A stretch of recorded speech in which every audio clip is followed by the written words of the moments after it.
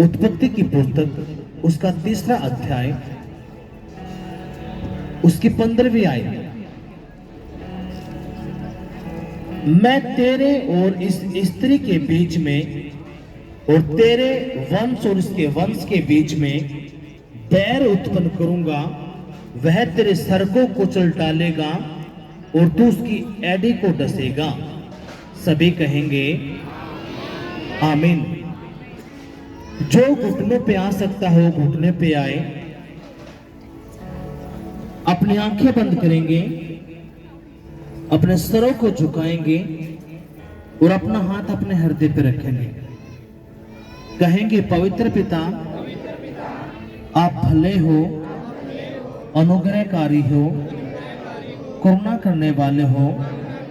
मैं आपका धन्यवाद करता हूं। पवित्र पिता, मैंने जो आपका वचन पढ़ा है, सुना है, इस वचन की गहराई पवित्र आत्मा जी मुझे बताइए।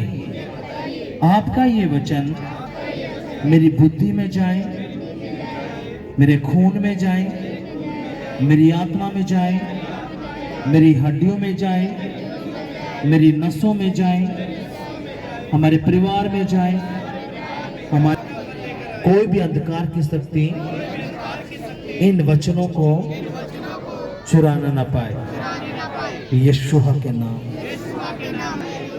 दोनों हाथों को ऊपर उठाएंगे, हिलाएंगे जोर से और कहेंगे पिताजी, तेरे वचन को सुनने के लिए, समझने के लिए, हाँ पवित्र आत्मा जी, मैं रेडी हो चुका हूं, मैं चौकस हो चुका हूं तेरे वचन को सुनने के लिए, समझने के लिए, क्योंकि मैं जान चुका हूं तेरा वचन ही है जो मेरी जिंदगी बदलता है, मेरी गरीबी को दूर करता है, मेरी बीमारी को दूर करता है, मेरे नसों को जो दूर करता है, तेरा वचन ही है। और तेरे सच्चे कलाम को सुनने के लिए मैं रेडी हो चुका हूं, तैयार हो चुका हूं, आत्मा और सच्चाई से, यीशु के नाम में। पवित्र आत्मा जी, मेरी सोचों पर, मेरी कल्पनाओं पर आप कब्जा ले लीजिए, मेरी जुबान पर आप कब्जा लीजिए, यीशु के नाम में। आमीन। हालेलुया। क्या मैं तेरे और इस स्त्री के बीच में और तेरे वंश और के वंश के बीच में बैर उत्पन्न करूंगा, वह तेरे सर को कुचल डालेगा और तू उसकी एड़ी को डसेगा। कितनों की बात समझ में आई है? जो पीछे मेरी आवाज आ रही, हाथ उठाओ। आ रही आवाज? आज हमने एक खुदा का कलाम पढ़ा। ये वो भविष्यवाणी है जो यहोवा खुदा ने हजारों साल पहले की थी। क्या भविष्यवाणी करी? जब जिंदा परमेश्वर ने, प्रभु यीशु मसीह ने इस दुनिया को बनाया, पूरी यूनिवर्सल को बनाया, पेड़ पौधे, जीव जंतु, पहाड़, समुद्र, जब इंसान की बारी आई, खुदा ने मिट्टी ली। कोई आवाज नहीं करेगा, ध्यान देना है, आपने ध्यान देना है, कोई आवाज नहीं करेगा। मिट्टी ली, मिट्टी से क्या किया? आदम बना दिया। परमेश्वर ने सोचा आदम का अकेला रहना ठीक नहीं, जो प्रभु में आ चुकी है मेरी बहनें, जब ये प्रभु में नहीं थी, ऐसा मैं मानता हूं, उनको ये भी नहीं पता होगा अकोर्त कैसी बनी होगी। लेकिन बाइबल क्लियर करती है, जब परमेश्वर ने आदम को बनाया तो खुदा ने सोचा कि आदम का अकेला रहना ठीक नहीं, मैं इसके लिए एक सहायक बनाऊंगा। क्या बनाऊंगा? एक सहायक। और खुदा ने आदम को बेहोश किया और उसकी पसली निकाली और उससे क्या बनाया? एक औरत। तब ये औरत परमेश्वर ने बनाई। बनाने के बाद वो औरत आदम के पास गई। आदम ने कहा, ये मेरी हड्डी में की हड्डी है और ये औरत होगी, यानी कि उसकी पत्नी होगी। हालेलुया। जब परमेश्वर ने बनाया आदम को, तो परमेश्वर ने आदम को एक चेतावनी दी थी कि आदम, ये जो बाग है, बगीचा है, इसके अंदर जितने भी पेड़ पौधे हैं, इसमें अलग अलग तरह के फल हैं। इसमें तो सभी पेड़ के जो फल वो खा सकता है, लेकिन इसके बीच में जो पेड़ है उसका फल तूने नहीं खाना। अगर तू उसका खाएगा तो तू अवश्य मर जाएगा। ये खुदा ने आदम को बोल दिया। कितनों की समझ में आई? परमेश्वर ने पहले से ही चेतावनी आदम को ये दी।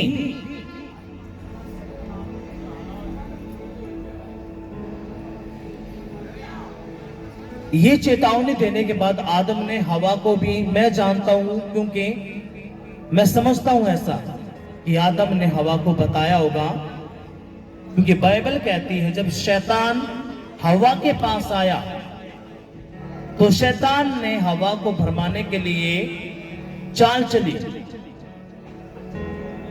और उसको जब उसको बताया, 1 दिन 2 दिन 3 दिन 4 दिन, और हवा उसकी भकाई में आई।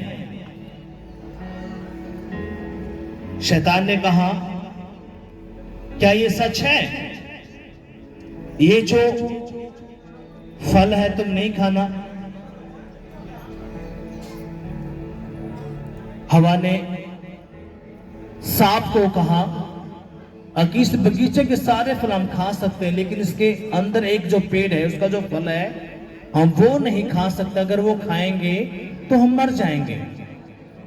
सांप ने कहा, तू नहीं मरेगी, बल्कि तू परमेश्वर के तुल्य हो जाएगी। और जब सांप ने उस फल को दिखाया और जब हवा ने उस फल को देखा तो देखने में वो बहुत जबरदस्त था। जब आप मार्केट में जाते हो,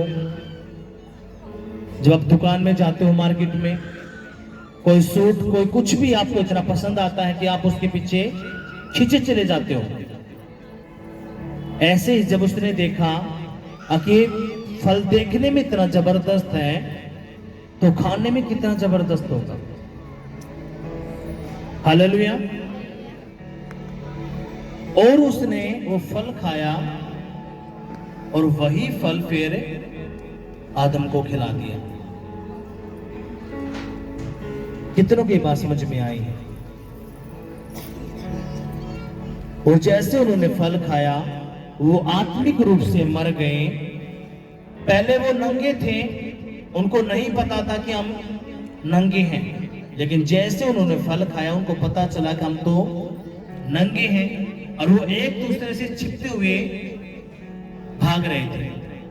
और परमेश्वर रोज उनसे बातें करने के लिए भोर के समय पे आता था। जब परमेश्वर उनसे बातें करता था तो आवाजें आती थी, कोई शरीर वहां पे नहीं था।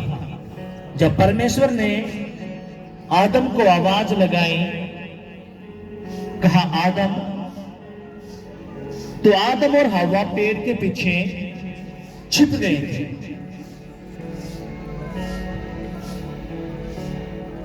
परमेश्वर ने कहा, आदम तू मुझे देख के छिप क्यों रहा है? परमेश्वर ने कहा, आदम तू मुझे देख के छिप क्यों रहा है? आदम ने कहा, परमेश्वर जो तूने मुझे पत्नी दी है और जो फल तूने मुझे मना किया था उसने वो फल मुझे खिला दिया है, इसलिए मैं आपसे डर के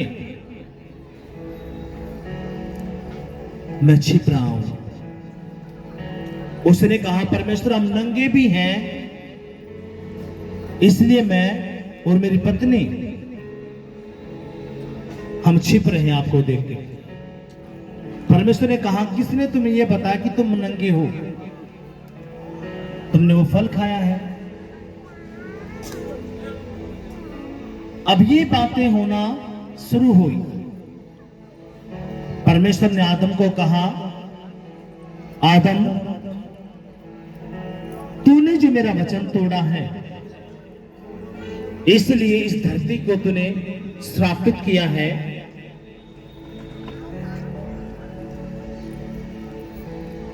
तो खून पसीने की मेहनत की कमाई खाएगा। मैंने तुझे मिट्टी से बनाया है और लास्ट में तू मिट्टी में ही मिल जाएगा। कितनों को समझ में आया? ये खुदा ने किसको बोला? आदम को। क्यों बोला? क्योंकि आदम ने परमेश्वर का वचन तोड़ा। परमेश्वर ने कहा हवा को, हवा जो तूने ये वचन तोड़ा और अपने पति को भी भरमा दिया, इसलिए जब तू बच्चे पैदा करेगी तुझे इतनी पीड़ा उठानी पड़ेगी, बहुत ज्यादा, और तेरा पति तेरे ऊपर प्रभुता करेगा, फिर भी तू अपने पति के अधीन रहेगी, उसकी लालसा करेगी। ये खुदा ने किसको बोला? औरत को। कितनों की बात समझ में आई है? और परमेश्वर ने जो शैतान श्राप का रूप लेके आया था, क्योंकि परमेश्वर ने पहले से ही इंसानों के लिए योजना बनाई थी।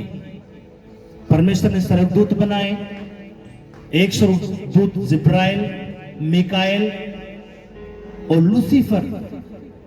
लूसीफर जो स्वर्गदूत था, उसके मन में आया मैं क्या करूंगा, परमेश्वर से भी ऊंचा सिंहासन बनाऊंगा। और ऐसे ही सोचते ही वो नीचे पृथ्वी पे गिराया गया। कितनों को समझ में बात आई? और जो नीचे गिराया गया वो खुदा की आराधना करता था। परमेश्वर ने कहा कि उन्होंने मुझे धोखा दिया, अब मैं क्या करूंगा, इंसान बनाऊंगा, वो मेरी क्या करेगा, आराधना। अब हम यहां पे क्या करते हैं? प्रभु की क्या करते हैं? हम गीत गाते हैं, नाचते हैं, झूमते हैं, क्या करते हैं? वो परमेश्वर की महिमा, आराधना, स्तुति। अब जो लूसीफर था उसकी जगह किसको मिल गई? इंसान को। कितनों को समझ में आई ये बात? इसलिए शैतान हमसे बहुत नफरत करने लगा और उसने ये सोच लिया परमेश्वर ने जो इंसान बनाया है अपनी महिमा के लिए, इस इंसान को ही मैं क्या करूंगा, परमेश्वर के खिलाफ खड़ा कर दूंगा।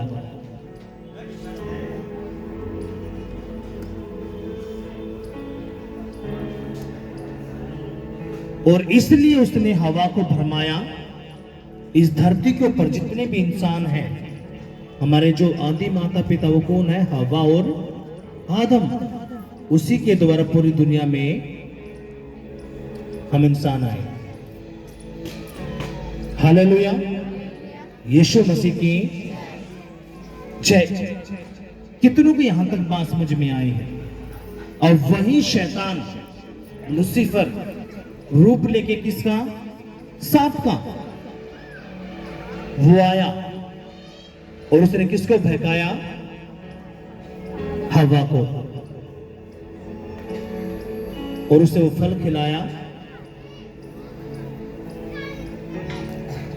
अब यहां पे परमेश्वर ने पहले से ही भविष्यवाणी करवाई। कौन सी? यही वाली। क्या? मैं तेरे और इस स्त्री के बीच में बैर उत्पन्न करूंगा। क्या है? मैं तेरे और इस स्त्री के बीच में और तेरे वंश और इसके वंश के बीच में बैर उत्पन्न करूंगा वह तेरे सर को कुचल डालेगा और तू उसकी एड़ी को डसेगा। ये वचन खुदा ने, ये भविष्यवाणी बहुत साल पहले, हजारों साल पहले करी। अब तूने जो इस औरत का इस्तेमाल किया है डेविल, इसी से मैं एक ऐसा बीज उत्पन्न करूंगा जो तेरे सर को कुचल देगा। किसके सर को? शैतान के। आज देखो, सांप जब घरों में निकलता है कहीं पे भी, उसकी मुंडी को कुचलते हैं।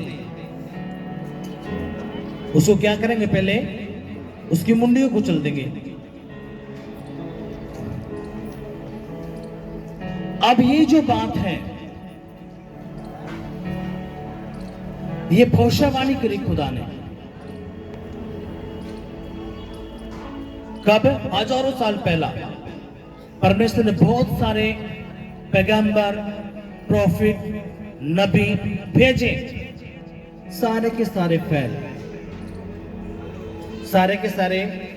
फैल हो गए। कोई भी परमेश्वर के उस पे खरा नहीं उतर पाया।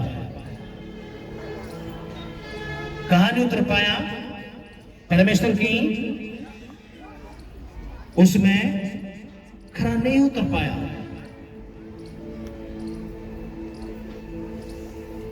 अब यहां पे जो यशाया नबी है, उसका 9वां अध्याय, उसके 6 से मैं पढ़ूंगा। अपने ध्यान से सुनना है। आपने भी ध्यान से सुनो, अपने माइंड में इस वचन को व्यस्त रखना है, क्योंकि हमारे लिए एक बालक उत्पन्न हुआ, हमें एक पुत्र दिया गया और प्रभुता उसके कांधे पे होगी, और उसका नाम अद्भुत युक्ति करने वाला, पराक्रमी परमेश्वर, अनंत काल का पिता और शांति का राजकुमार रखा जाएगा। उसकी प्रभुता सर्वदा बढ़ती रहेगी और उसकी शांति का अंत न होगा। इसलिए वह उसको दाऊद की राजगद्दी पर इस समय से लेकर सर्वदा तक के लिए न्याय और धर्म के द्वारा स्थिर किए हुए संभाले रहेगा। सेनाओं के यहोवा की धून के द्वारा यह हो जाएगा। खुदा ने फिर किसका इस्तेमाल किया? यशाया का। कौन सा वचन पूरा करने के लिए? जो उसने उत्पत्ति 3:15 में बोला, उसने फिर यशाया के द्वारा फिर ये भविष्यवाणी करवाई। शांति का राजकुमार कौन है? कौन है शांति का राजकुमार? प्रभु यीशु मसीह। हालेलुया। ये भविष्यवाणी, कितनों को ये बात यहां तक समझ में आई है? ये यशाया नबी का परमेश्वर ने इस्तेमाल किया और 2023 साल पहले यीशु मसीह पृथ्वी पर आए। क्यों? जो शैतान ने मनुष्य जाति को नाश करने के लिए, क्योंकि नरक किसके लिए बनाया गया? शैतान के लिए। लेकिन शैतान क्या चाहता है? जो परमेश्वर के लोग हैं, परमेश्वर ने जो मेरी जगह इन मनुष्यों को दी है, मैं इनको भी वहां पे नहीं जाने दूंगा। इसलिए उसने इतने पाप, इतने परमेश्वर उसने खड़े कर दिए कि लोग समझ ही ना पाए असली परमेश्वर कौन है। हालेलुया। यीशु मसीह के जय। अब आपने जो अगली बात है, जो आपने ध्यान देना है, यशाया की पुस्तक उसका 53वां अध्याय, उसके 4 से मैं पढ़ूंगा। आपने ध्यान देना है। निश्चय उसने हमारे रोगों को सह लिया और हमारे ही दुखों को उठा लिया, तो भी हमने उसे परमेश्वर का मारा, कूटा और दुर्दशा में पड़ा हुआ समझा। परंतु वह हमारे ही अपराधों के कारण घायल किया गया, वह हमारे अधर्म के कामों के कारण कुचला गया। हमारी ही शांति के लिए उस पर ताड़ना पड़ी कि उसके कोड़े खाने से हम लोग चंगे हो जाएं। हम तो सब के सब भेड़ों के समान भटक गए थे, हम में से हर एक ने अपना अपना मार्ग लिया और यहोवा ने हम सब के अधर्म का बोझ उसी पर लाद दिया। क्या कहता है? हम सभी इंसानों के पापों का बोझ किसके ऊपर लाद दिया? किसके ऊपर लादा? प्रभु यीशु मसीह के ऊपर। जब हवा ने वो फल खाया, वो पाप उसके अंदर गया। पाप का अंदर वो बीमारी, नशे, झगड़ा, लड़ाई, शुगर, वो सब कहां पे गए? मनुष्य के अंदर। फिर उनके जो बच्चे पैदा हुए, वही पाप, वो दुष्ट आत्मा उनके अंदर। पर लेकिन जब यीशु मसीह धरती पे आए,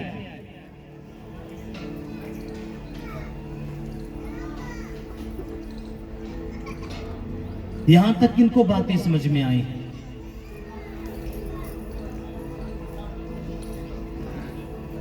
परमेश्वर ने कहा हम तो भटकी हुई भेड़ें थी, कुछ पता ही नहीं था। और परमेश्वर ने सारा बोझ अपने गुनाहों का, पापों का किस पे लाद दिया? यीशु मसीह पे। लोग कहते हैं कि यीशु मसीह अपने आप को नहीं बचा पाया, वो 3 किलो में मर गया। वो 3 किले क्यों खाई उसने? अगर यीशु मसीह ये नहीं करता तो सारी के सारे मनुष्य जाति कहां जानी थी? कहां जानी थी? नरक के अंदर। अब आपने ध्यान देना है, मत्ती की पुस्तक उसका पहला अध्याय, उसके 18 से मैं पढ़ूंगा। अब अपने ध्यान देना है। यीशु मसीह का जन्म इस प्रकार से हुआ कि जब उसकी माता मरियम की मंगनी यूसुफ के साथ हो गई, तो उनके इकट्ठा होने से पहले ही वह पवित्र आत्मा की ओर से गर्भवती पाई गई। कितनों को समझ आई ये बात? यूसुफ के साथ उसकी बात भी नहीं हुई,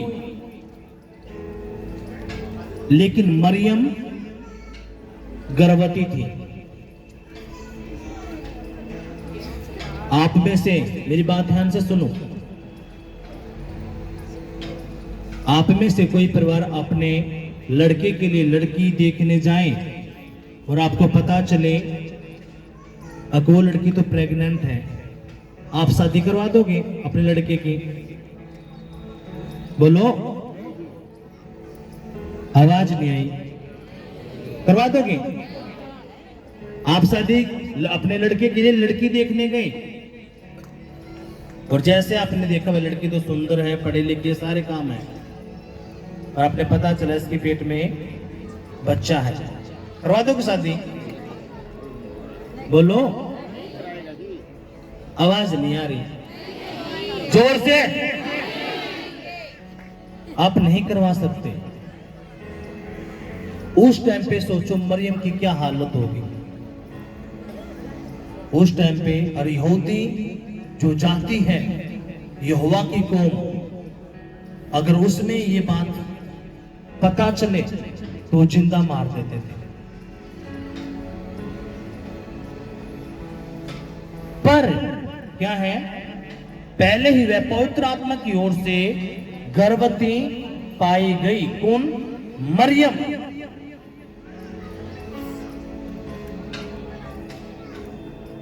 आगे, उसके पति यूसुफ ने जो धर्मी था उसे बदनाम करना नहीं चाहता था, उसे चुपके से ताक देने का विचार किया। जब वह इन बातों के विषय में सोच ही में था तो प्रभु का स्वर्गदूत उस सपने में दिखाई देकर कहने लगा, ए यूसुफ, दाऊद की संतान, तू अपनी पत्नी मरियम को अपने यहाँ ले आने से मत डर, क्योंकि जो उसके गर्भ में है वह पवित्र आत्मा की ओर से है। वह पुत्र जनेगी और तू उसका नाम यीशु रखना। वह अपने लोगों का उनके पापों से उद्धार कराएगा। सभी कहेंगे आमीन। सभी जोरदार तालियां बजाएंगे। क्या कहता है? अपने लोगों का। ये बातें किससे हो रही हैं? यूसुफ से, जो मरियम का पति बनने वाला था, जो सोच में ही था कि मैं मरियम को क्या कर दूंगा, त्याग दूंगा। क्यों त्याग दूंगा? क्योंकि वो प्रेग्नेंट है। लेकिन जैसे ही वो सोच रहा था, कौन आया? परमेश्वर का स्वर्गदूत। क्या बोला? अब जो मरियम है, तू उसे अपने घर में ले आने से मत डर, क्योंकि जो उसके अंदर बच्चा है वो किसकी ओर से है?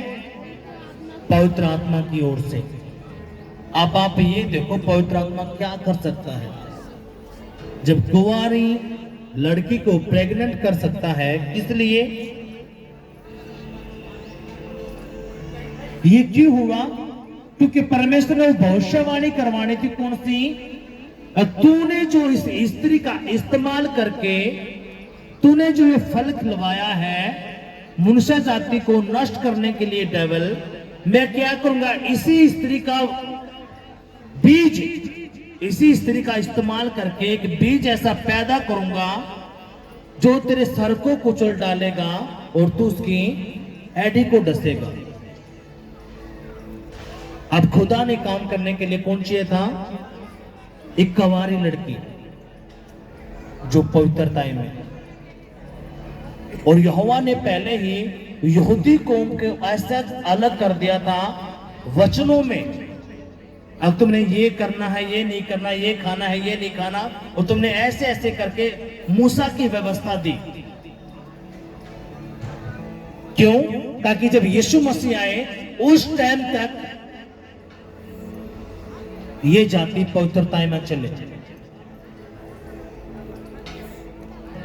और मरियम, जब परमेश्वर ने चुना उसको, तो मरियम उन लड़कियों में खरी निकली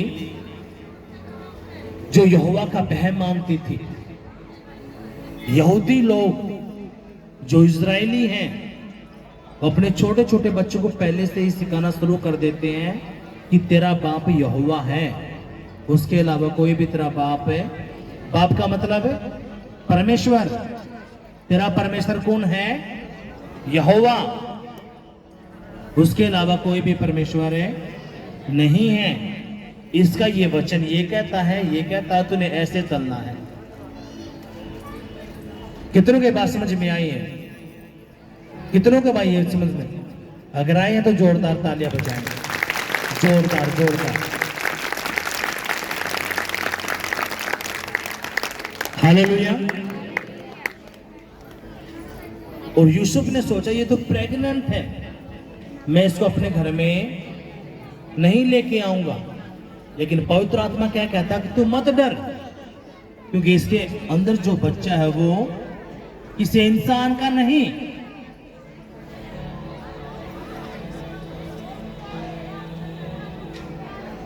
जब पति पत्नी आपस में मिलते हैं तब वो संबंध बनाते हैं, रिलेशन बनाते, तब बच्चा पैदा होता है।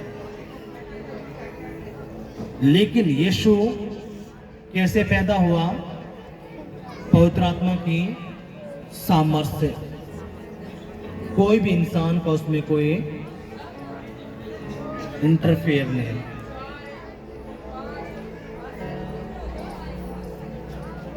और क्या कहा?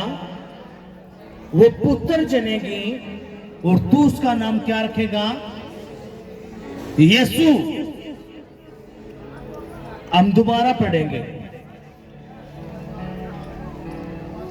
अपनी पत्नी मरियम को अपने यहां ले आने से मत डर, क्योंकि जो उसके गर्भ में है वह पवित्र आत्मा की ओर से है।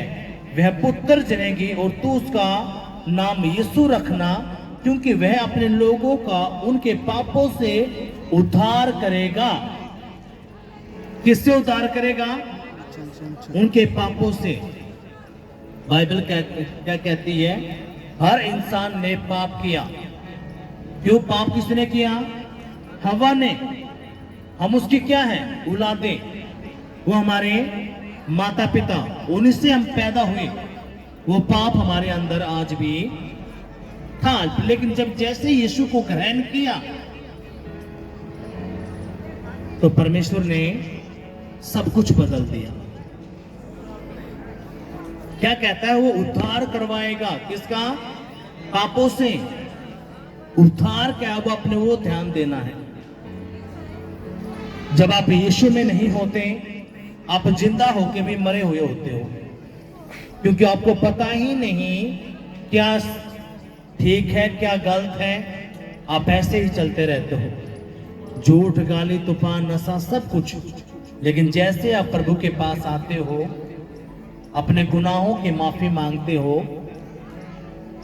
परमेश्वर अपना पवित्र आत्मा आपको देता है और वो आपको बदलना शुरू करता है। यानी कि आपके अंदर से वो नशे के आत्मा को, लड़ाई के, झगड़े के, तलाक के, विरोध के, नशे के, उन सारी गंदी आत्माओं को निकालना शुरू करता है और तुम एक नया इंसान बना देता है। हालेलुया।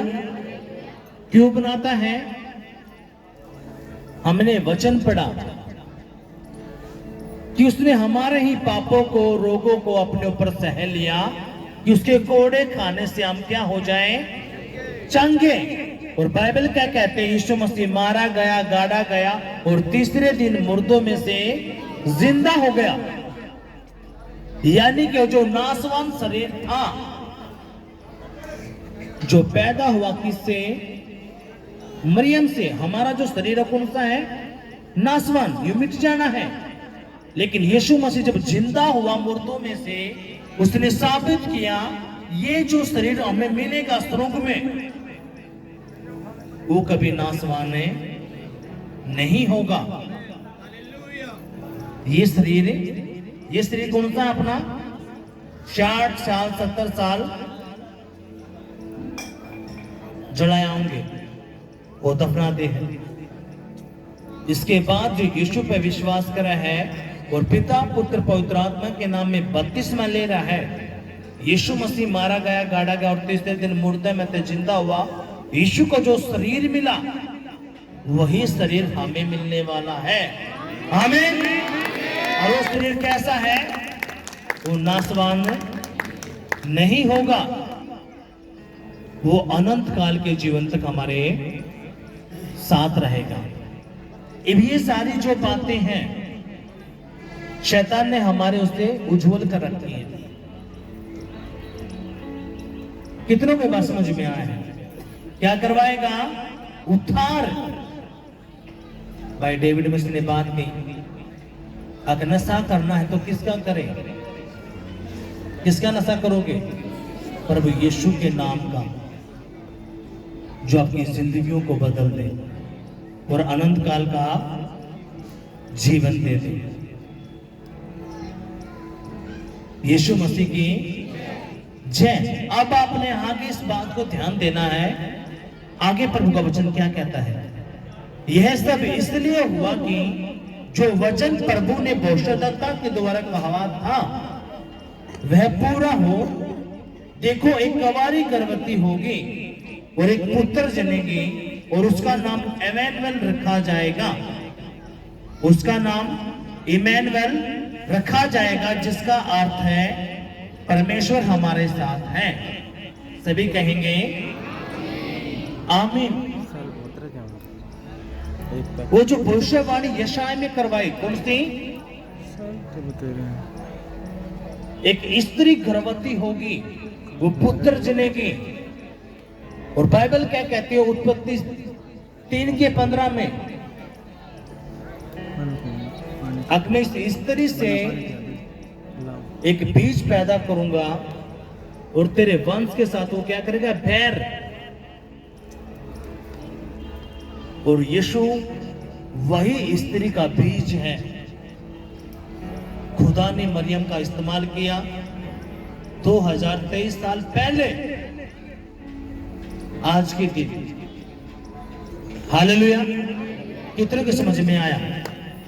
आज आपका और मेरा उद्धारकर्ता पैदा हुआ। हालेलुया। किस लिए? ताकि हम अनंत काल का जीवन पाए। हालेलुया। और क्या कहा?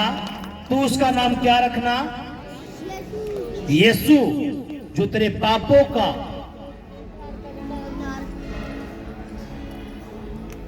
उद्धार करेगा। हर इंसान पापी पैदा हुआ।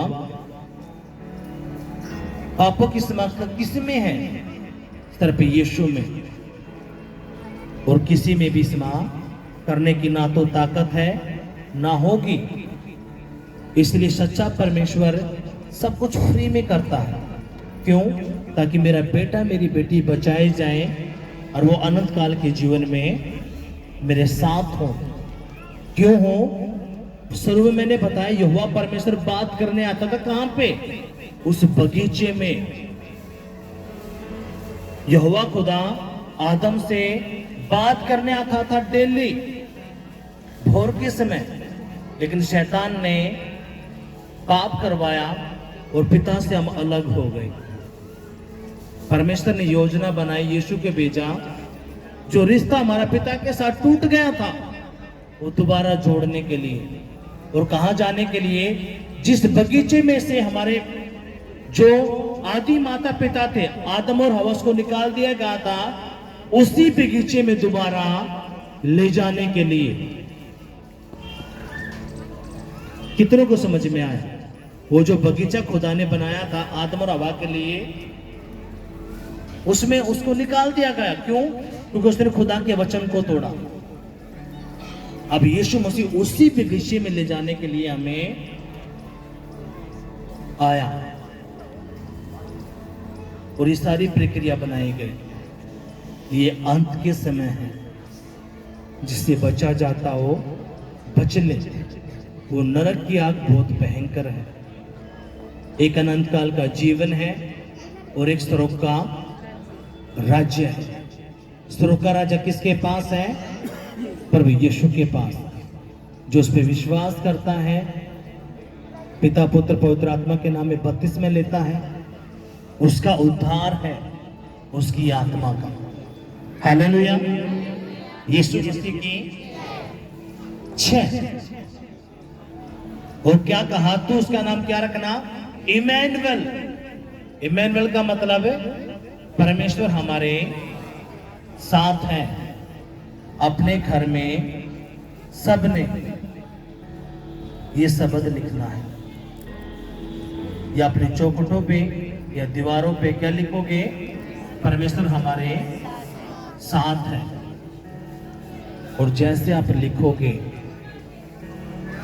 आप काम होना अपनी जिंदगियों में देखोगे, अपने बच्चों की जिंदगियों में देखोगे, परिवारों की जिंदगियों में देखोगे, यीशु के नाम में। हालेलुया। कौन परमेश्वर को अपने साथ रखना चाहता है? इमैनुअल। दुनिया की सबसे बड़ी चर्च प्रभु के दास टीवी जोशुआ, जब उनके चर्च में कोई गवाही देते हैं ना, सबसे पहले क्या बोला जाता है? इमैनुअल। इमैनुअल का मतलब परमेश्वर हमारे साथ है। और मैं आज जो 4-4 साल का मसीह है, 3-3 साल का मसीह है, मैंने उन ते पूछे हैं, बताइए इमैनुअल का मतलब क्या है? उन्हें इमैनुअल के मतलब का नहीं बेरा। और वो है क्या? मैं मसीह में। आपका तो मन में बात आ रही होगी, अगर सेंटा क्लॉज तो दिखता ही नहीं, सेंटा क्लॉज कड़ा है, अरे मोमती तो जलाते ही नहीं, मोमती कड़ा है। ये मोमतियों वाली चर्च नहीं है, ना सेंटा क्लॉज वाली चर्च है। यह असली मेरे बाप की चर्च है। हालेलुया। कितनों को समझ में आया?